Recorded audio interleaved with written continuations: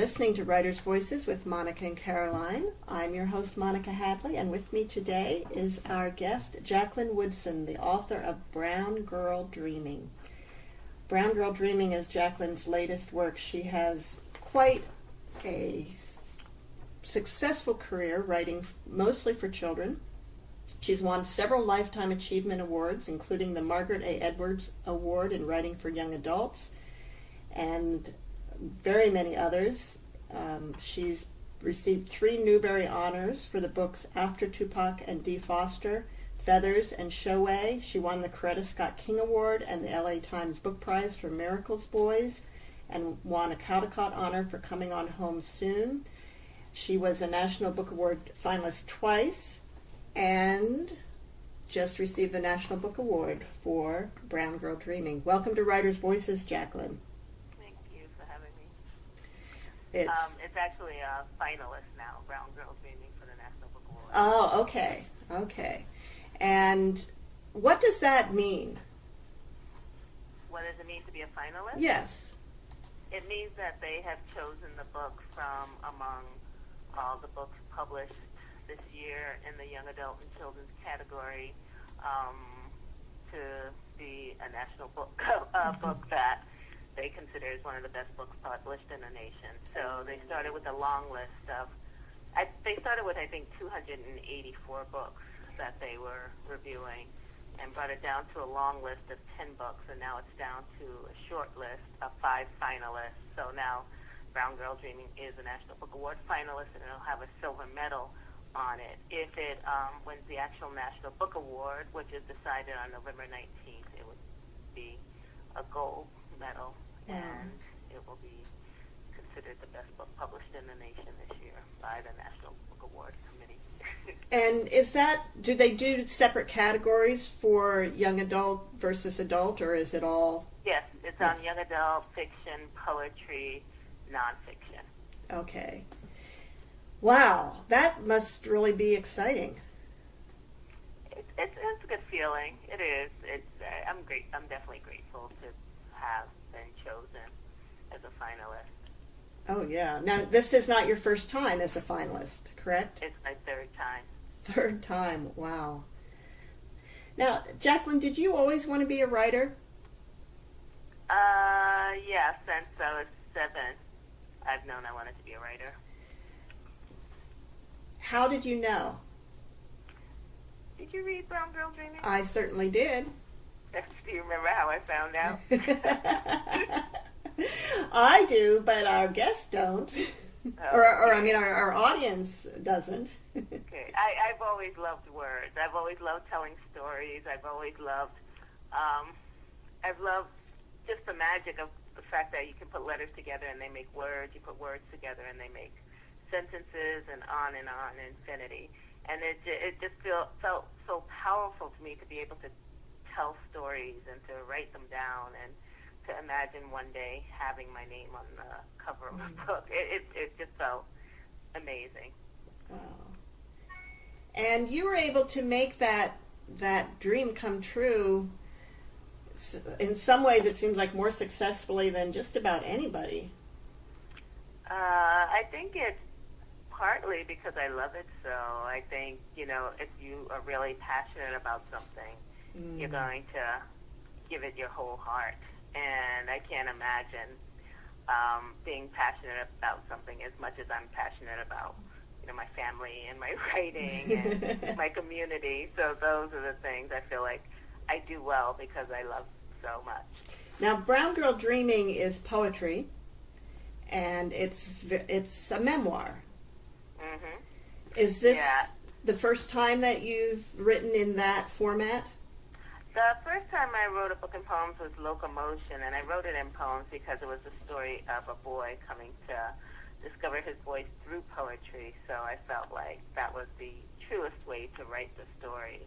And with Brown Girl Dreaming, I didn't think of it so much as poems as small moments of memory from my life. And because that was the case, because the memories were sometimes not really connected to something before and something after, they were just existing as themselves on the page, and that's why there's all the white space around it. And then in some ways they were linear, because as I moved through my life and remember different moments in it, they began to kind of form that narrative of who I was and who I was becoming and who my family was and who they were becoming. And it's, I found the book very gripping and hard to put down. It really drew me in. Oh, that's so good to hear. Yeah. And of course, part of it is, I think this year was the 50th anniversary of the Summer of Freedom. And I had some other interviews that were related to that, and so this sort of just segued into your book really well. And so you grew up during the civil rights movement in both the South and the North. That probably not too many people have had really the exact experiences that you had. Certainly not too many people who are able to write about them as powerfully as you have. Yeah, it's interesting because I think even in my childhood of going back and forth to South Carolina, I mean, we were part of the Great Migration, and so we were part of the people of the African Americans who left the South for better conditions in the North. And we weren't alone in that journey. What was it, like 10 million people who got out of there? And so even growing up, there were lots and lots of kids on my block who, in the summers, went back down south. You know, they had relatives in North Carolina and Virginia and South Carolina, and it was kind of what you did. You went back and you spent time with the relatives that did not come north. I think for me, because I was a young writer, I was much more conscious of the time and the energy of the time and paying very close attention to it. I don't think, though, that it was an experience that was a rare one. I mean, even now I talk to people and they're like, you just wrote my life. So it's interesting. Was this the first time, the first book you've written that is a memoir? Yes. What made you decide to do that? You know, I think it really started coming to light when my mom died suddenly, and I realized that the people who I loved, who knew the story, were quickly becoming ancestors, and I wanted to find the stories before I didn't have access to them anymore. And so I wanted to talk to cousins. I wanted to talk to my great aunt. I wanted to talk to my dad and my aunts in Ohio and just get information down. And in doing that, other things started becoming clear about how I got to this place. So I wanted to put it in a book. And when you started out, did you always have the intention to do it in poetry form? I didn't know what it was going to look like. I knew it was coming to me in those small moments, and so that's how I was taking note. And then when I started reading it out loud, that's the way it felt most true. So then I kept going that way. Wow. Now, when you're writing memoir, there's always the danger of offending someone that you care about if you write the truth. How did you deal with that?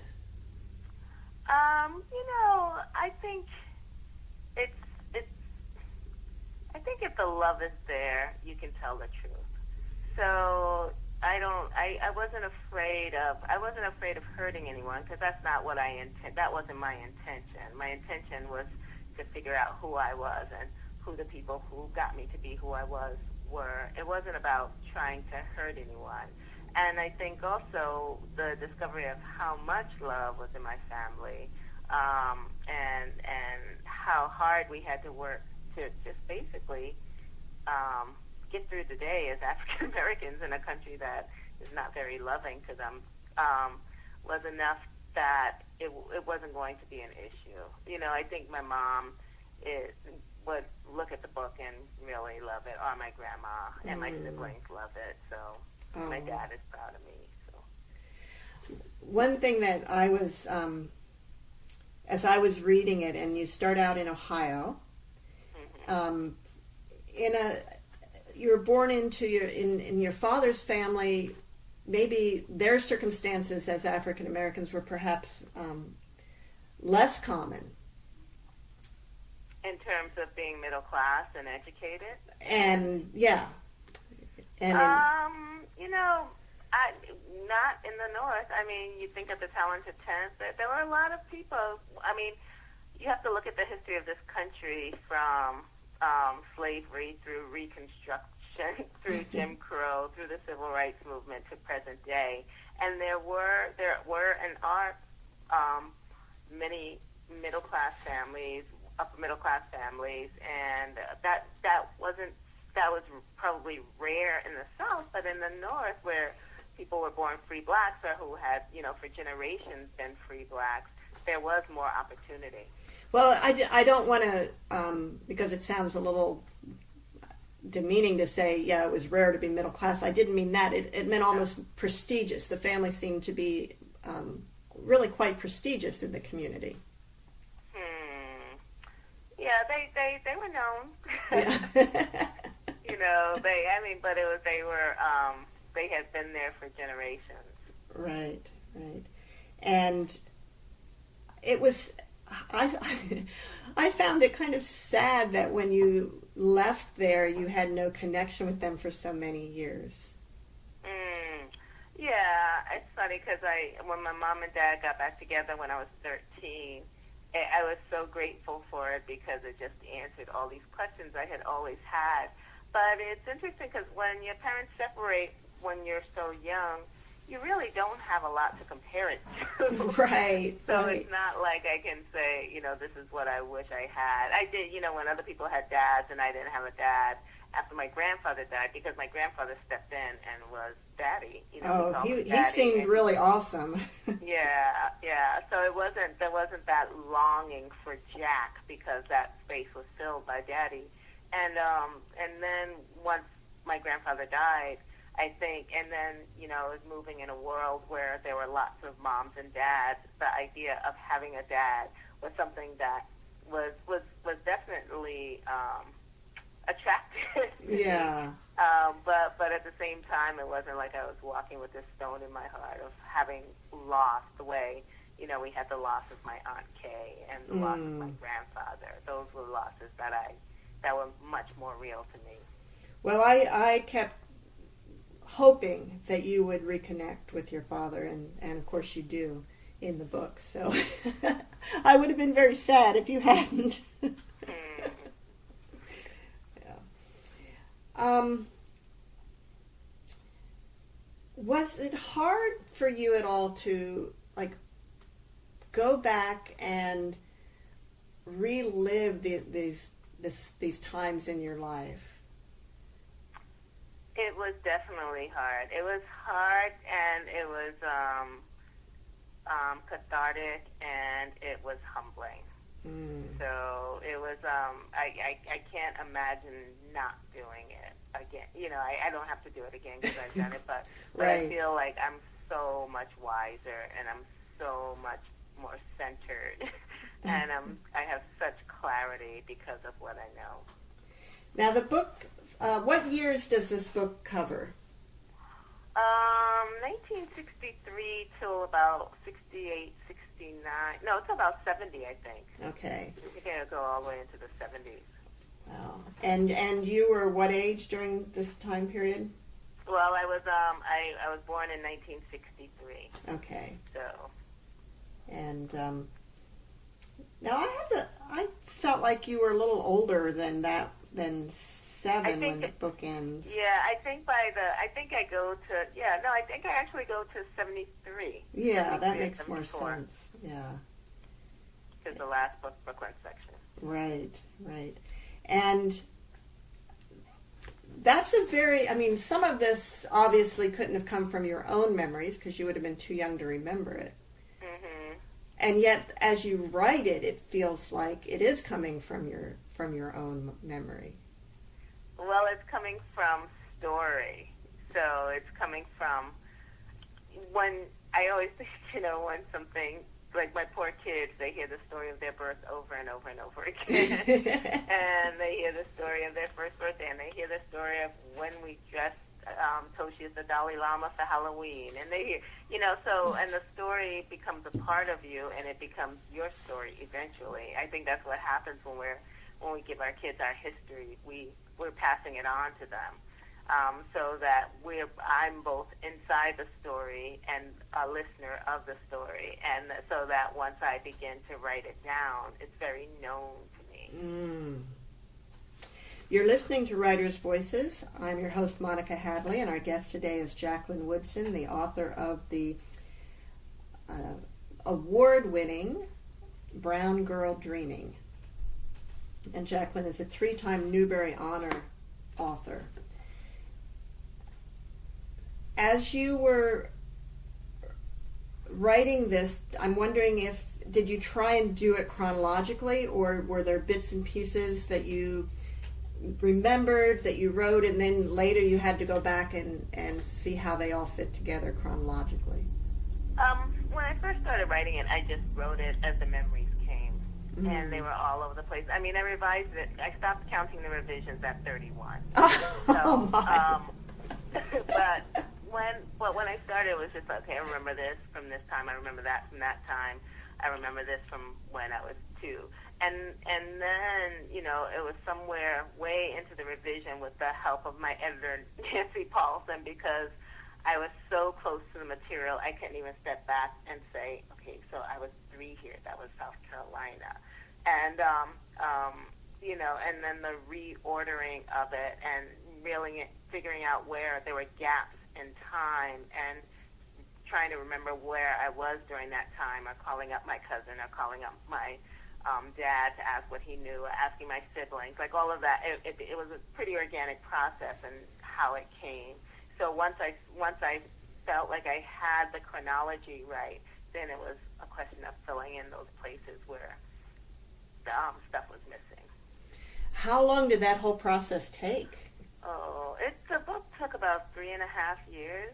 Whoa. From the time I began. And were you working on any other projects simultaneously, or was your focus on this? I was working on other stuff, but I put it to the side. I was working on an opera with Robert Wilson. I was working on another picture book. I finished the opera. I went back to the book. I traveled a little, but took the book with me. Opera? You wrote an opera? I wrote the book for an opera. How did that come about? It was hard. Did you have any experience writing for theater before? I had written I wrote the stage production of Locomotion that was at the Kennedy Center in D.C. And so this was the first time I was writing the book for. It was the story of a woman, Clementine Hunter, who was a painter, who had a really interesting life. And my friend Toshi Regan and Bernice Johnson Regan did the music for it. So it was a good experience in terms of I love them and love working with them. So yeah, I was writing. I'm always writing. And has that opera been produced? It was produced. It was produced in New Jersey. It just toured in Europe. I think it's going to Greece next.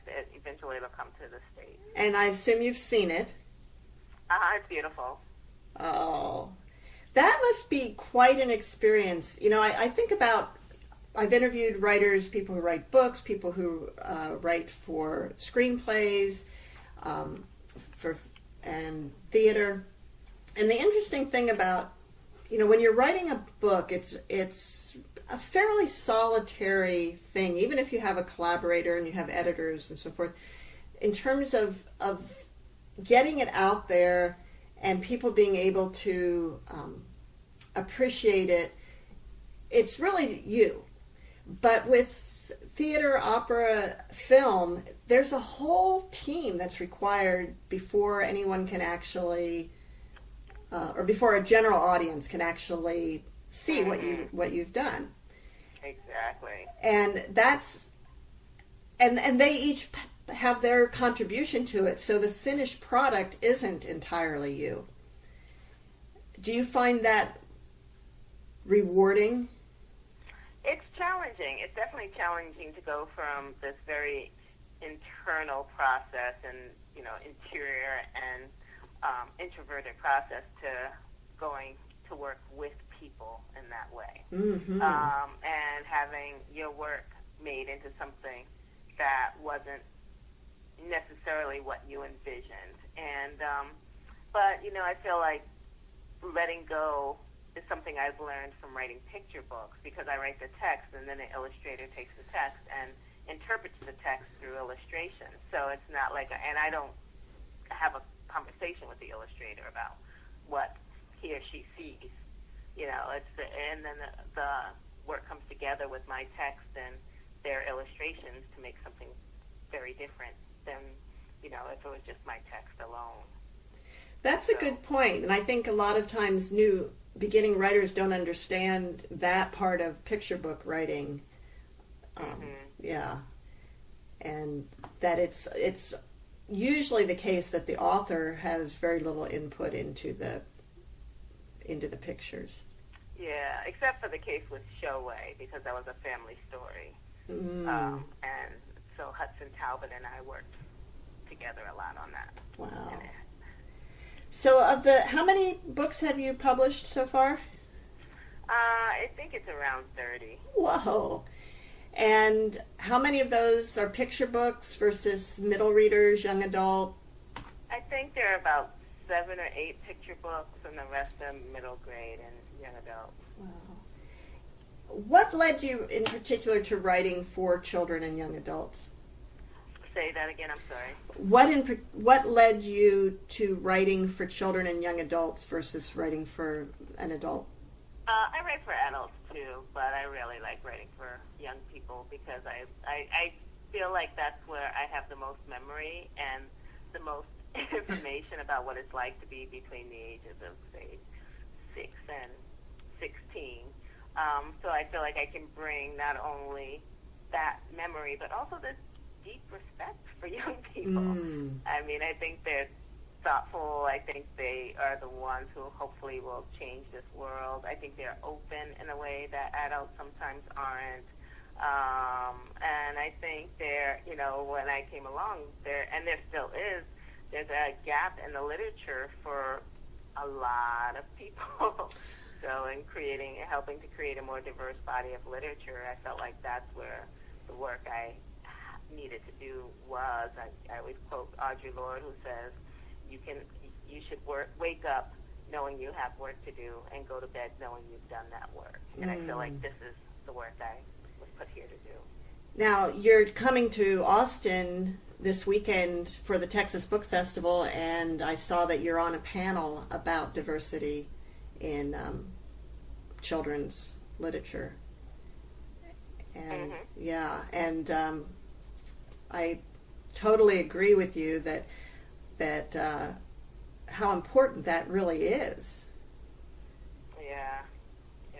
People need to see the reflections of themselves in literature, and they need to see experiences of other people through literature, experiences that they might not otherwise get to see or have.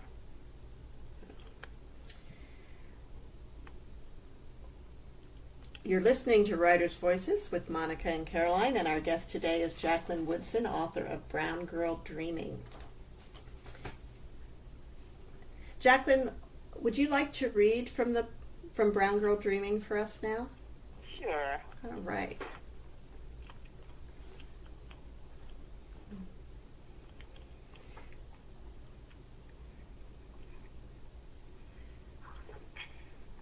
This is called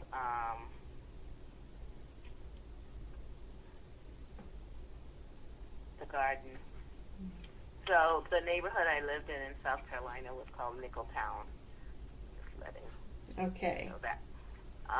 Each spring, the dark Nickeltown dirt is filled with the promise of what the earth can give back to you. If you work the land, plant the seeds, pull the weeds. My southern grandfather missed slavery by one generation. His grandfather had been owned. His father worked the land from dawn till dusk for the promise of cotton and a little pay. So this is what he believes in, your hands in the cool dirt until the earth gives back to you all that you've asked of it. Sweet peas and collards, green peppers and cukes, lettuce and melon, berries and peaches, and one day, when I'm able, my grandfather says, I'm going to figure out how to grow myself a pecan tree. God gives you what you need, my grandmother says. Best not to ask for more than that. My grandfather says, and goes back to working the land, pulling from it all we need, and more than that. This is called Greenville, South Carolina, 1963. On the bus, my mother moves us to the back. It is 1963 in South Carolina. Too dangerous to sit closer to the front and dare the driver to make her move. Not with us. Not now. Me in her arms, all of 3 months old. My sister and brother squeezed into the seat beside her, white shirt, tie, and my brother's head shaved clean. My sister's braids white ribboned. Sit up straight, my mother says. She tells my brother to take his fingers out of his mouth. They do what is asked of them, although they don't know why they have to. This isn't Ohio, my mother says, as though we understand. Her mouth a small lipstick dash, her back straight as a line, do not cross, colors to the back. Step off the curb if a white person comes toward you. Don't look them in the eye. Yes, sir, no, sir, my apologies. Her eyes straight ahead, my mother is miles away from here. Then her mouth softens. Her hands move gently over my brother's warm head. He is 3 years old, his wide eyes open to the world, his 2 big ears already listening. We're as good as anybody, my mother whispers. As good as anybody. And this is called Ribbons. They are pale blue and pink or white. They are neatly ironed each Saturday night. Come Sunday morning, they are tied to the braids hanging down past our ears.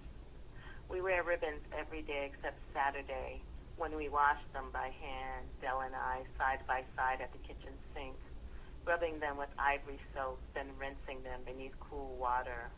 Each of us dreaming of the day our grandmother says, you're too old for ribbons. But it feels like that day will never come. When we hang them on the line, we hope they'll blow away in the night breeze, but they don't. Come morning, they're right where we left them, gently moving in the cool air, eager to anchor us to childhood. And this last one I'll read is in New York City. After we've moved from South Carolina, fate and faith and reasons. Everything happens for a reason, my mother says, then tells me how Kay believed in fate and destiny. Everything that happened or was going to happen couldn't ever be avoided. The marchers down south didn't just up and start their marching. It was part of a longer, bigger plan that maybe belonged to God.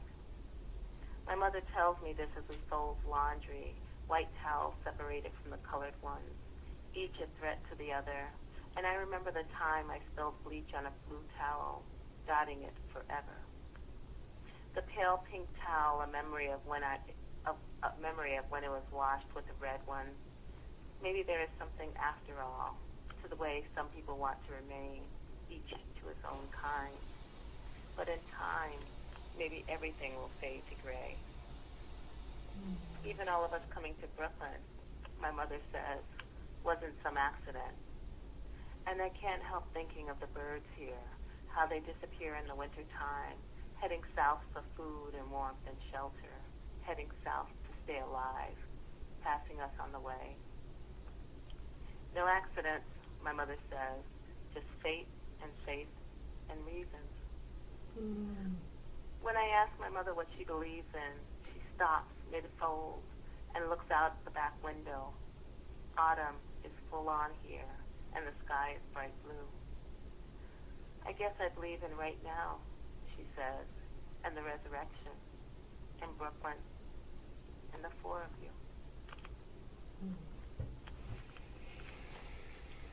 That was Jacqueline Woodson reading from Brown Girl Dreaming.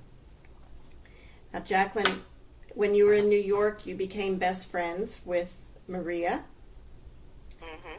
and she came from a very different family background. Uh-huh. Yeah. How She did is, how did you become friends? Maria lived 2 doors down from me, and her aunt Elizabeth, who was her age, had lived there before. And when Maria and her younger sister moved to Madison Street, we met one day and are still friends. You are still friends? Yes, yes. That's what I wanted to know. That's so sweet. When those girlhood friendships, there's really nothing quite like that, is there? No, I can't even imagine. Wow. So, Jacqueline, when you grew up and you decided and you knew for many years that you wanted to be a writer, how did you go about making that dream come true?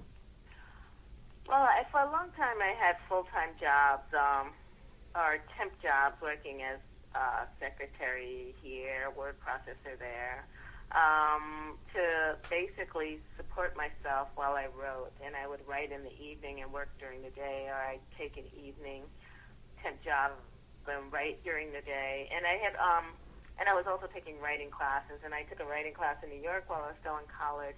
And there was an editor from Bantam Doubleday Dell sitting in on the class, and she ended up buying my first novel, which was called Last Summer with Mason. But I still had to have various jobs to support myself for many, many years.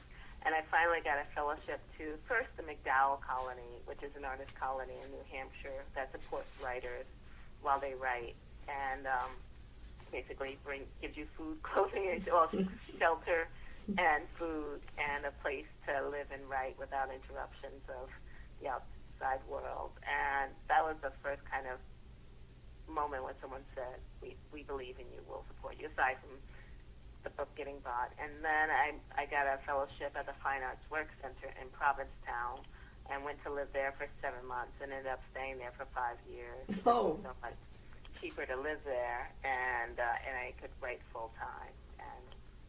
And I've been writing full time for a long time now.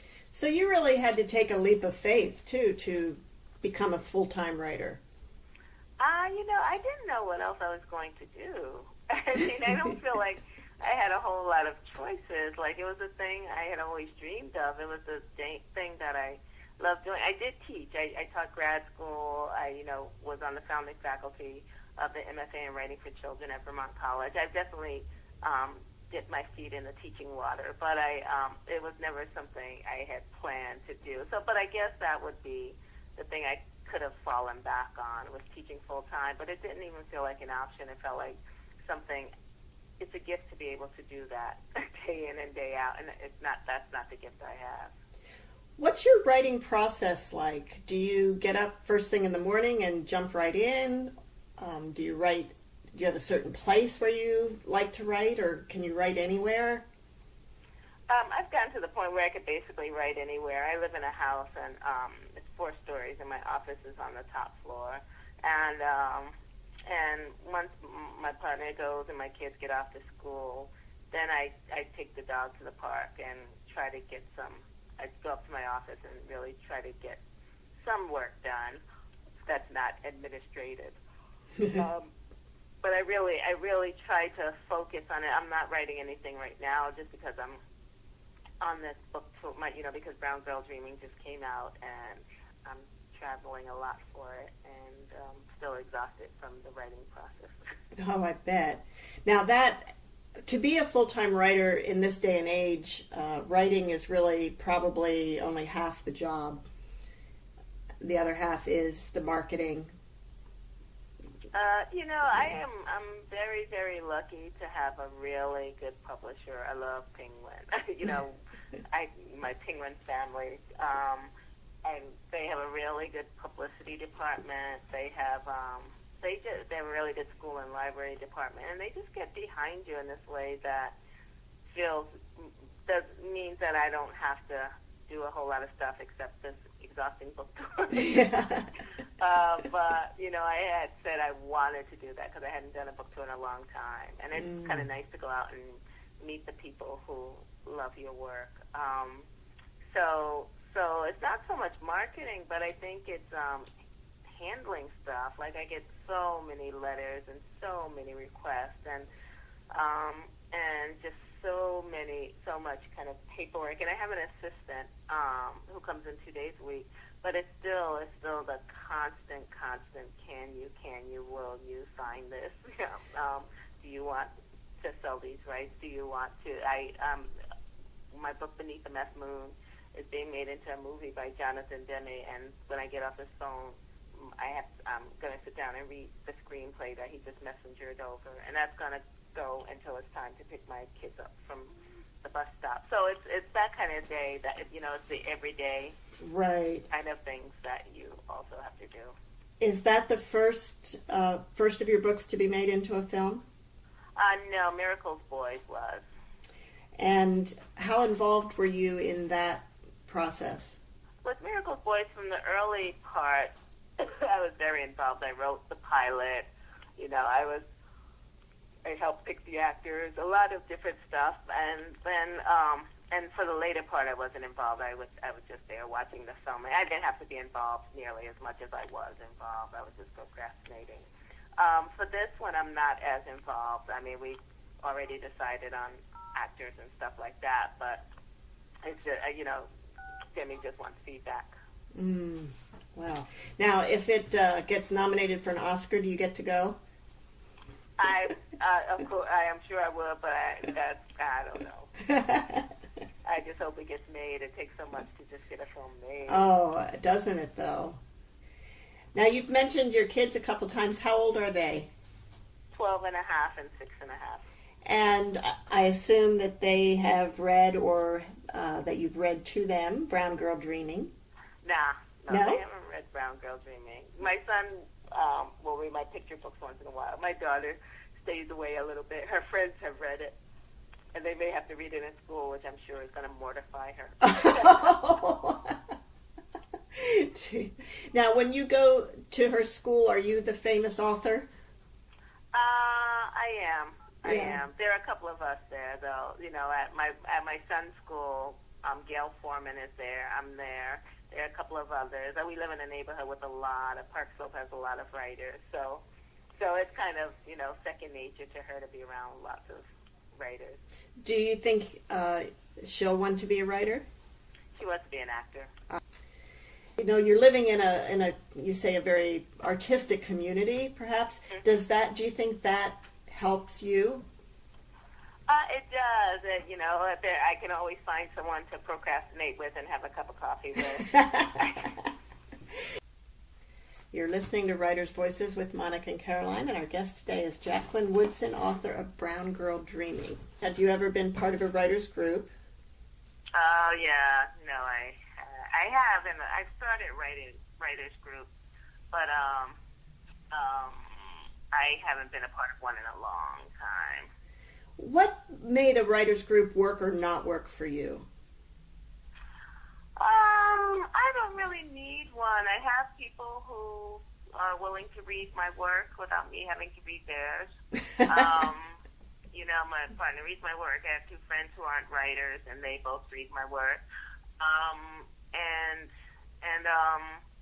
And I work better. I have someone who gives me a deadline, my editor. Right. So all of that stuff means I don't need one. And you don't need the motivation because you're doing this for a living. Mm-hmm, exactly. Which is pretty good motivation. It's so true. Yeah. Talking a little bit more about Brown Girl Dreaming, which, like I said, I could barely put it down. I just really, really loved it. And you're kind of experiencing what's going on in the civil rights movement as a child in the South. How strong, how important was that? Were you really aware of what was going on at the time? As a child? Yes. No, I wasn't. I don't think I was hyper aware. I was aware of the energy. I mean, I think that's what kids pick up on, is energy, and the way that people had to behave a certain way around other people. I was aware that, when my grandmother said we're not going into that store because they follow black people around, or when she would tell us that she had to go to someone's house and they made her enter through the back door. Like, we knew that racism was existing and that it was something that made my grandmother really angry, and that my father didn't want to deal with at all. Like, we knew that Jim Crow was there. We knew we went even, well into the 70s, my grandmother still took us to the back of the bus because that's what she had been so conditioned to doing. Mm. So that's all stuff that we knew and picked up on. Now, you also write about your grandmother's religion quite a bit. And how much did that impact you or influence you? In the book I talk a lot about growing up a Jehovah's Witness, and I think one thing it taught me how to do is sit still for long periods of time and focus on a thing. From a very early age, I knew that I was in this world but not of this world, and that served to really help me later on when there were ways in which I was, discriminated against, or where I was other in the world. So it wasn't a surprise to me because it had always been the reality. I think, we didn't pledge the flag, we didn't go to the war, we don't go to war. And even though I don't practice the faith anymore, there's still a lot of it that I believe in and understand more now.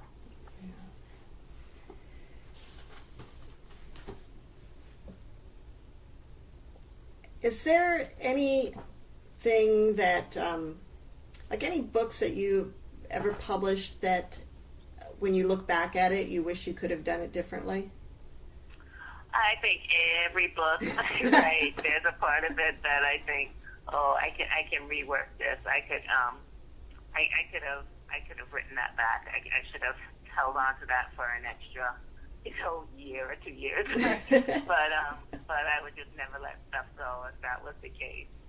So I definitely see the whole more so, I think, than my readers see them.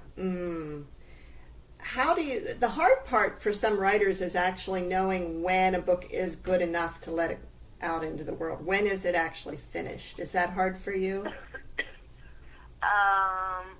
It is and it isn't, because I want so badly for it to be finished.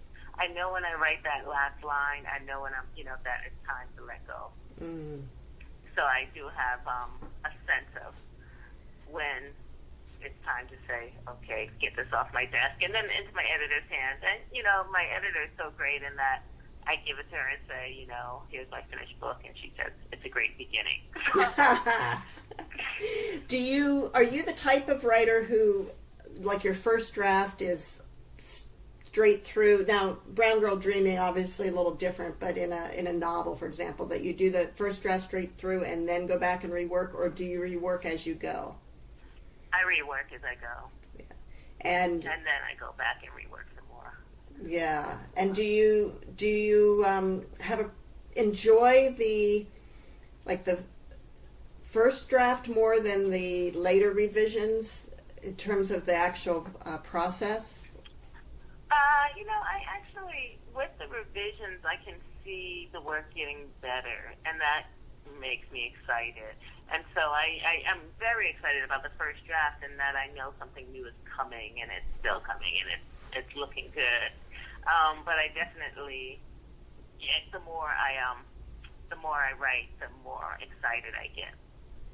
When you finish, I'm kind of that way too. I actually like the reworking process quite a bit. When you finish a book and you're looking for your next project, do you have like a whole list of ideas already ready, or do you sort of wait for inspiration to strike you? I have a bunch of ideas in my head that I want to write about, and they're always there. So I feel like there's never the issue of finding material. There's always just the time and the focus to write stuff now. How do you decide which project to take on next? Whichever one's pushing at my head the hardest. Mm. And, I think stuff does kind of gestate for a long time and then says, okay, I'm ready to be born now. I'm ready for you to tell the story. And you mentioned that you have a great relationship with your publisher. Do they guide you in one direction or another as far as, no. We really need another young adult novel, or we really need another picture book, or? No, they don't. Sometimes I'll say to my editor, what should I write next? Should I write the young adult idea in my head as a middle grade? And sometimes she'll say, young adult, and then a year later she'll get a middle grade. It's so funny, and she's perfectly happy with whatever I turn in. And I do tell her to give me deadlines because I want to push myself to write. What changes have you noticed in the business of publishing since you've been doing this? I think there are a lot fewer publishing houses. I've seen a lot of places merge. I think there's I feel like I know a lot more people than I knew in publishing when I first started. But I don't know. I think that's it. I think literature, of course, has changed. And part of, when I came along before, dystopian fiction was really, really big. So the kind of the kind of stuff that gets published is different. I think, the reason this whole We Need Diverse Book push is because there are fewer writers of color than when I was first starting. I came along when Virginia Hamilton and Mildred Taylor and Walter D. Myers and Rita Williams, all of these people were just doing their thing, and then now that we're not seeing a whole lot of new people coming along. So why do you think that is? I don't know. I don't know. I think part of it is white people don't buy books by people of color. I think, it's the marketplace. I was talking to a woman from Tennessee about this, and she's like, that's ridiculous. There should be, more, they should be publishing more books by people of color. And I'm like, well, when was the last time you bought one for your grandson? She couldn't say. I think we're guilty. I think there is this way in which people will see a brown person on a cover, and they'll think that book is not a book for them. And publishing is a business, and the way stuff gets published is that it's going to sell. And if those books aren't getting awards and aren't getting bought and picked up by places like big stores, then they're not going to keep publishing them. So it's up to everybody. I don't just blame the publishers. I think also publishing has historically been a very white business. So it's not a lot of people of color working in publishing. Part of that is because you have to start out not making a whole lot of money, and a lot of people can't afford to do that. They need to come out of school and pay for grad school, pay for college and pay back student loans and stuff like that. So it's nuanced. It's very nuanced, but it's a problem. And I think if we could get everybody to start buying books by all kinds of people, we might change the problem. Well, that's the same thing. For many years, writers wouldn't write books with female leads because boys supposedly wouldn't read them. Oh, man. Whereas girls would read whether it was a boy or a girl that it was about. And yeah. But I guess Hunger Games and Divergent and those things have sort of proven that wrong. Yeah. You mentioned dystopian fiction, which these are two examples. Would you ever write a dystopian novel with a strong African-American female lead? I never say never because I never know what the next thing is I'm going to write, but it's not in my head. I think you write a lot what you read, and the stuff I read is not dystopian fiction for the most part. So who knows if that'll change. I love Octavia Butler's work. I think she was doing really, really interesting stuff. And that would be considered dystopian fiction now. But I don't know if it's something I'm going to run out to do tomorrow because I just think I have so much realistic fiction I want to tell the story of. Who are some other writers that have influenced you? Well, the ones I've named, definitely Virginia Hamilton, Mildred Taylor, Carson McCullers, Raymond Carver, Marie Howe, Cornelius Eady, lots of poets, lots of fiction writers, just anyone who is telling a good story. Do you ever get compared to Maya Angelou? I don't know. I think I got compared to Brown Girl Dreaming. Got compared to Song of Solomon. Mm-hmm. So yeah, well, I can see that. Yeah. So, but Maya, I haven't. I don't know. I don't know if people are comparing me to her yet. Any comparison to any of the writers is flattering to me. Yeah. I'll take it. Well, the thing that struck me was, I guess, with Maya Angelou, she wrote so honestly about what it was like to be a young African American in America, and you do the same. I feel like have a much better understanding of that experience from reading your book. Oh, cool. Thank you. Well, we're about out of time.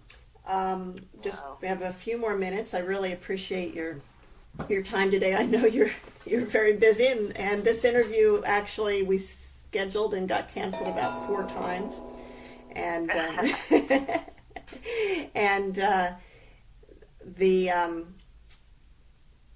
you're coming to Austin and the Texas Books Festival, and then is that the end of your book tour?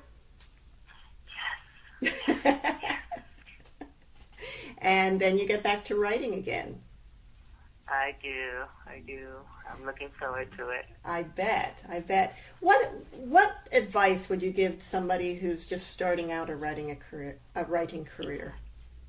I think Catherine Patterson said it best. She said, "Think, butt in chair," and I think that's the hardest thing to do is put your butt in the chair and write your story. So that's my advice. Just sit down and write it. There's no other advice but to tell you have a story to tell. Do it. Do the work and tell the story. Well, that's very good advice. Very good advice. Well, thank you. I think sometimes people kind of hope there's some kind of shortcut to it. But I know, and you think with technology today, I think people have tried like narrating into, Dragon or whatever, where it creates the words on the paper. And, Mark Twain tried to write his autobiography that way. He actually dictated it. And it was not easy to do. Yeah. I think it's kind of it would be an interesting experiment, but I don't think it actually saves any time. I know. I doubt it saves any time, and you still have to get the story.